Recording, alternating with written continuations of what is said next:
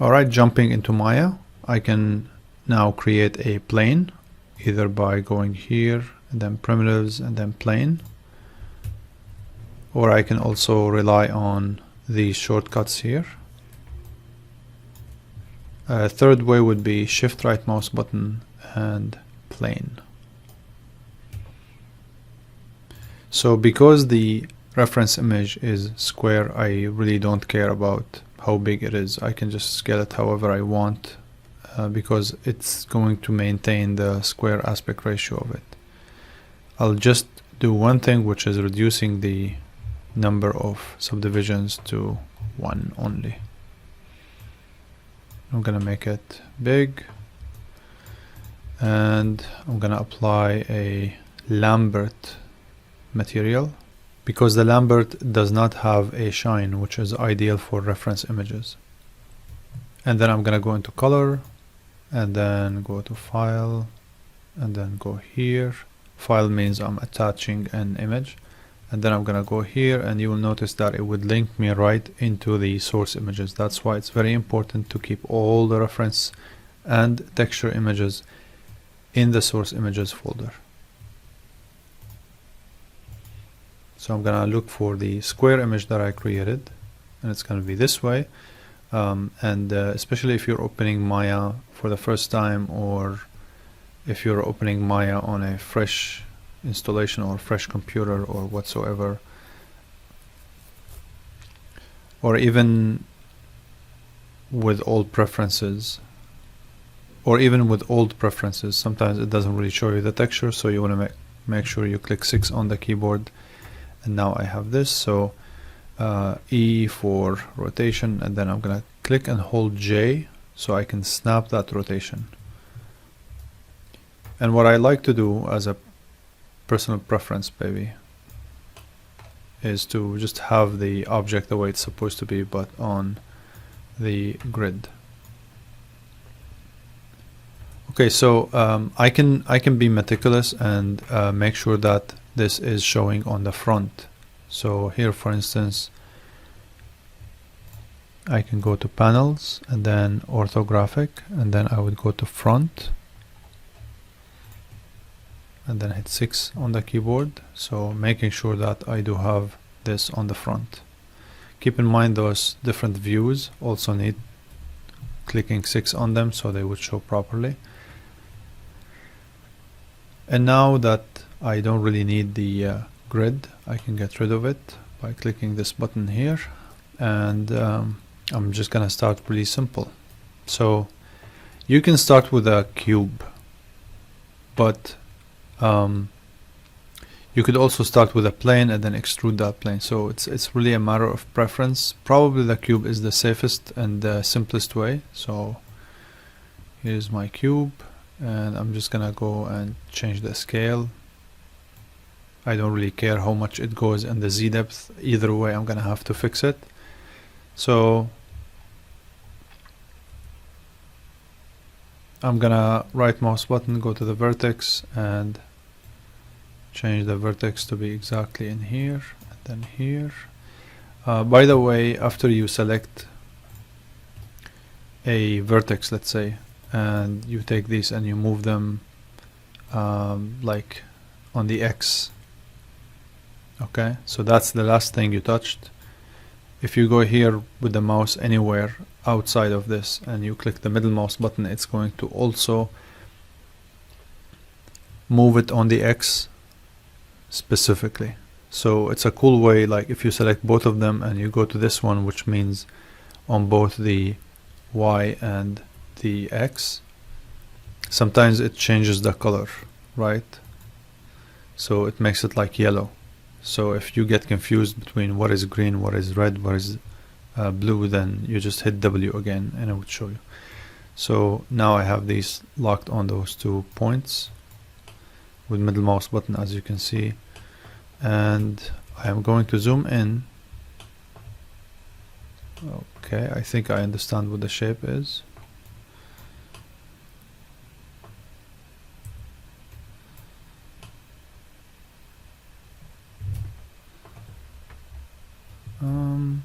Oh, Okay, so it seems like I thought I'm on the front. Well, I can actually, I'm gonna keep this mistake, and I'm gonna use that as a way to, well, I didn't make a mistake apparently. I was hoping I would have made that mistake where maybe I would just push this one incorrectly, because in that case I would click and hold V and then move this so it would snap. I would also click and hold V so it would snap on point, and move this just to make sure it's snapping perfectly. Alright, so 6 on the keyboard, selecting these 2 points. I'll just go here. Oh, this, I'm not on the now. Oh, actually here is the front right, so it wasn't really going right. I should have noticed, because I was selecting both points and it was showing me the pivot point somewhere strange.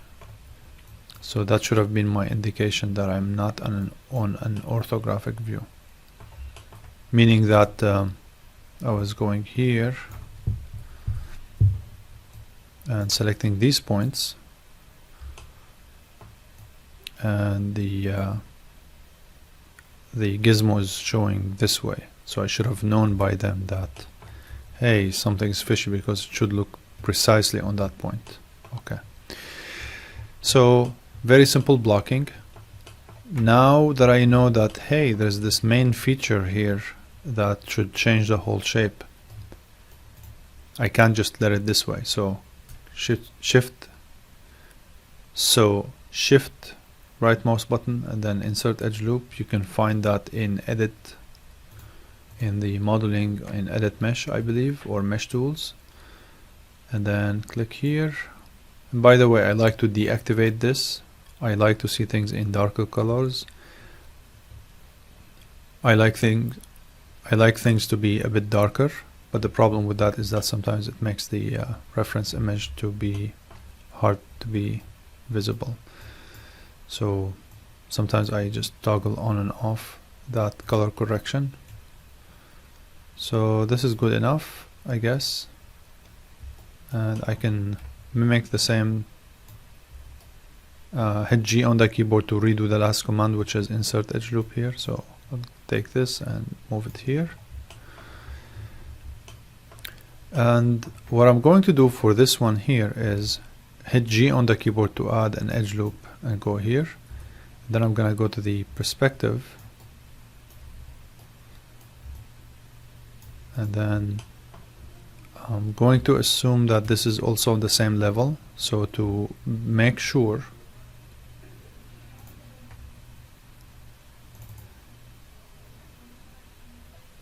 this is where perspective reference images would be very helpful. So actually it's almost like the same, but it's kind of pushed in, which is kind of a gentle kind of twist to the design, which is great.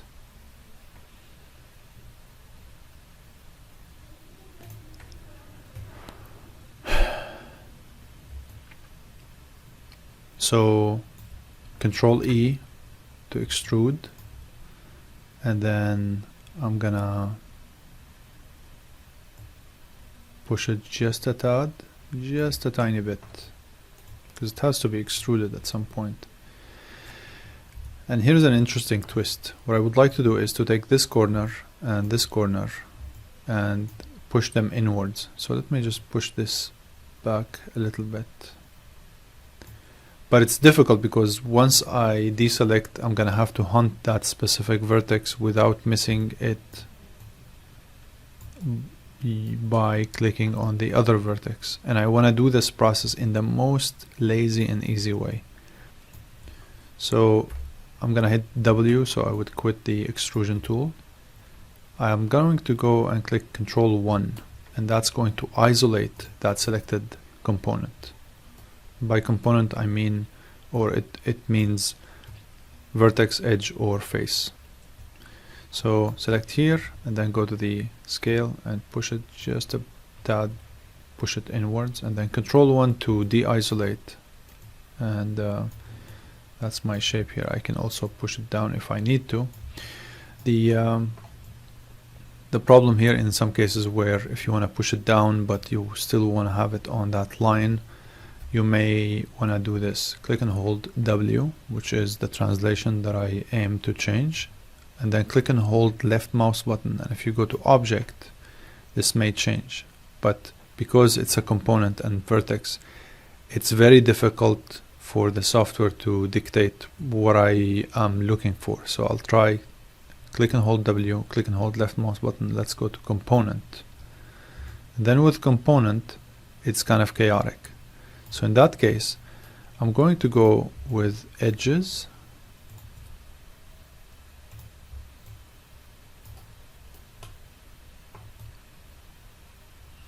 And I'm gonna click and hold W and click and hold left mouse button, go with object. It seems like it's not gonna do that. There is another way that I can constrain it to a specific direction, but it's an option that I wanted to explore, and it's not gonna work here, but it's fine.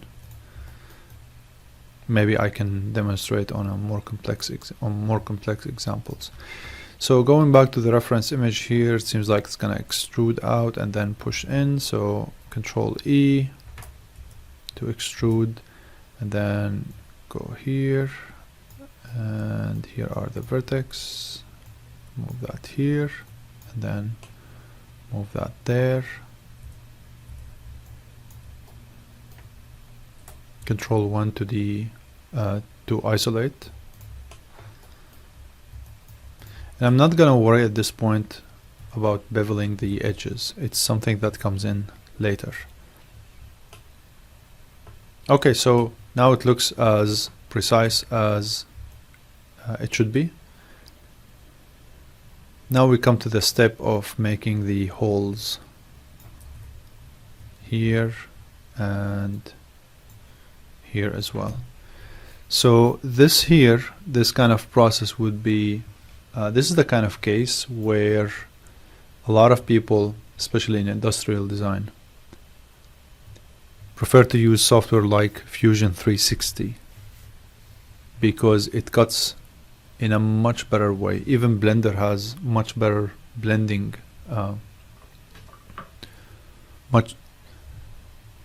even Blender has much better Booleaning. Even Blender has much better Booleaning tools than Maya, but still it's decent if you know how to use it in Maya. So let me go and give it a shot anyways.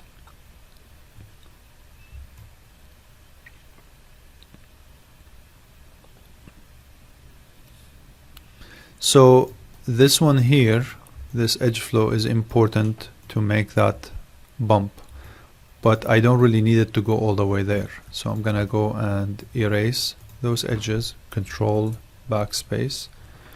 Actually, I'm gonna erase this one too, Control backspace. And if I really need to keep this, especially that now I have a face with 5 edges, which is not exactly ideal, but it's absolutely no big deal unless there's deformation here. So I don't really have to do this because I'm worried. However, I'm just saying on the plus side of pursuing this technique, I'm getting rid of one of the 5-edged.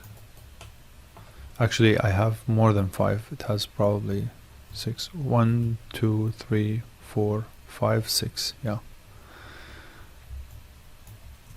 So yeah, shift right mouse button, multi-cut tool, and then here and then here. This way it doesn't have to go all the way up. And the same thing for this one too. What I would like to do here is to get rid of this, just so I can have a face here that I would have the flexibility in giving as many faces as I like in order for me to make the Booleaning effect most effective. So I'll just sleep on this and forget about it for now. What I can do here is take this edge and I can increase the resolution for it. Now the problem is that if you're smoothing eventually this object, either way it's not really meant to be smoothed. And if you really want to smooth it in a way that it works really well, then you will have to go and throw edge loops all over and whatsoever. So In that case, I would rather go and do the booleaning, for instance, for these edges. Let's see, do I have booleaning here? It's almost booleaned. Technically every face in life is booleaned unless it's super hard. Then Control B, the shortcut for booleaning, and then I can reduce the friction. And if you want to reduce the friction in a way that is not exaggerated as you're moving the mouse, just click and hold Control. So it would go in a smaller increment. So now that the booleaning is kind of built in, I don't have to smooth that object, and therefore I can select this face and increase its resolution in a way that I don't have to worry about the other faces. Of course, I can, before that, I can go and say, if I decide that I want to bevel these edges or the edges below, I would just go here and do that before I increase the resolution for this face. Control B, and then click and hold Control and add the reduce the frictions, and then add one segment. So that should make a nice bevel, very subtle, which is the case for the design. So if I select one face, I go to Mesh and then Smooth. So it's giving me these kind of weird visuals here, telling me that, hey, there's a lot of tension going on here because of that salary raise that you gave here and you didn't give to the bottom side. So it's one of those issues, right? What a joke. Wonderful. So the problem right now here is that I'm having to deal with this weird shape when I increase the mesh. So probably it's happening because of those booleans.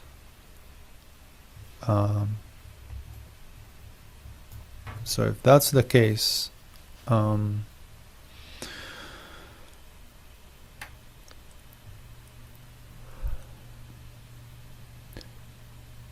then I may have to wait on booleaning until later. So I'll undo.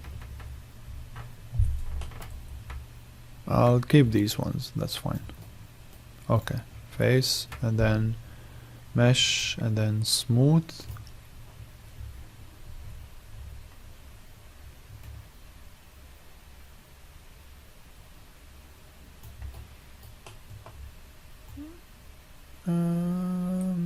Maybe this much. So now when I go and create the shapes that should fill in these areas, whatever they are, let me just go and create cubes.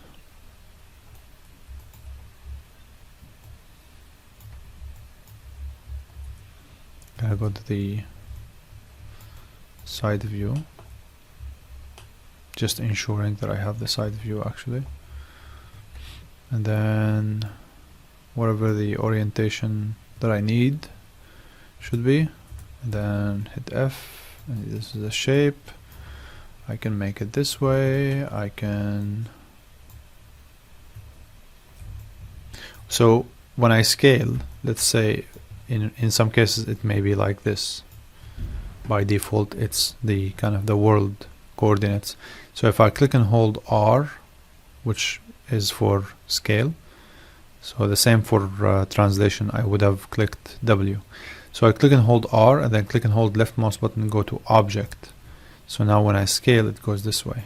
Okay, so I'm gonna also duplicate this just for demonstration, and then duplicate this one, and I'm gonna make that one to be much wider.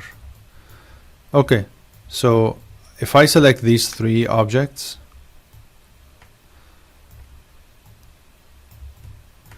and shift right mouse button combine, so I would deal with them as just one object. This way when I boolean them with this object, it would be much easier to deal with. And before I do that booleaning, I'm going to save because Maya is terrible at booleaning. So this is the case where it could easily crash on you, and it would be great if now Maya crashes just to prove me wrong. It wouldn't, even though it normally crashes, but now that I want it to crash to seem like a professional, Maya isn't gonna crash on me. I mean, it doesn't really crash on somewhat similar cases like this, since it's not that complicated, but who knows.